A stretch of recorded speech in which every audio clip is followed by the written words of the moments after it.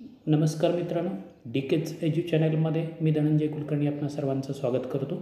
शिष्यवृत्ती परीक्षा व्हिडिओ सीरीजमध्ये आज आपण पाहणार आहोत ॲनिमल्स अँड देअर साऊंड्स। इंग्रजी विषयासाठी अत्यंत उपयुक्त असा व्हिडिओ आहे। चला तर पाहूयात प्राणी व त्यांचे आवाज।